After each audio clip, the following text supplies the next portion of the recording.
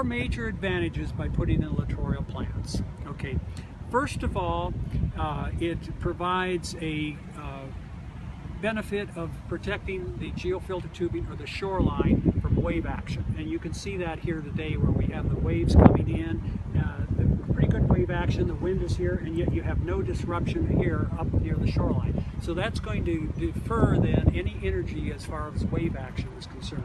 The second thing that it does is that it invites wildlife to come in. Okay, you will see more birds coming in and all that because the fish are in here, and so the birds are going to come in. So you're going to see that. That's a good thing. Absolutely, it's a good thing.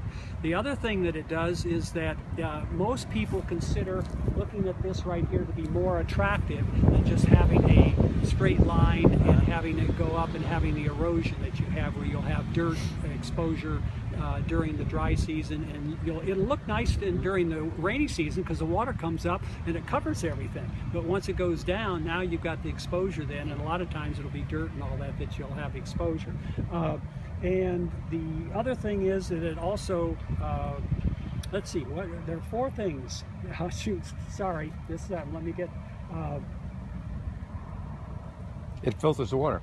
Oh, I'm sorry. The most important thing that it does is all of this is fertilized right in here. In fact, this is where Ray Judah came in to say that he really likes the fact that you have one of the requirements for littoral, because it'll take the nitrogen, the phosphorus, and all that, that from the fertilizer that runs off. This will absorb that then, and as far as the lake quality then is increased. Number one importance is the lake quality. The second thing does, it helps to inhibit the lake erosion for wave action, and then it invites the birds, and it has an aesthetic look. Those are your four things. Okay. I got one last question. Sure. Well, not last question, but I see you've got aeration. How important is the aeration? Okay, that is only from lake quality. What we have put in $150,000 worth of we have compressors and all that for the lake aeration, and that is to maintain lake quality, to avoid fish kill. What you have is it maintains the oxidation level throughout the lake. We had Vertex is the name of the contractor that came in, and we dealt with them. And they measured out the quantity of the lakes and all that, came up with compressors and all that would coincide with the size of the lake, so that every 24 hours, all of this water is regurgitated through those compressors and the diffusers that are out on the lake. This one has two of them. It has one here, and then it has one further on down. And between those two, it will go ahead and maintain a constant oxygen level from the bottom of the lake to the top of the lake.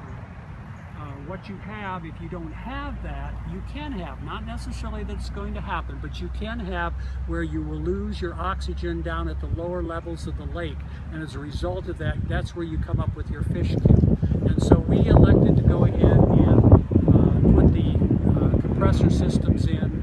And what it is, there's a compressor up here, and it goes ahead and has PVC pipe that feeds the air. It goes down at the lake, and it has a 1-inch heavy weighted airline that goes out down to where there's a 4 diffuser, and that's being fed, and then that water is being forced up, and you just see it just at the very top. So the pump is not actually out in the water, no, diffusers. It's just the diffusers. So in fact, the compressor's right up there. See where that electrical? I'll show it. What's the longevity of this? Oh, we have a contract for all of our compressors and all that for $5,000 a year, $2,500 every 6 months. They come out then and they check all the compressors. They will take out some of the diffusers. They will clean them and all that if they've gotten algae on them or anything like that. This also helps protect as far as the algae is concerned. But the pumps and that, they'll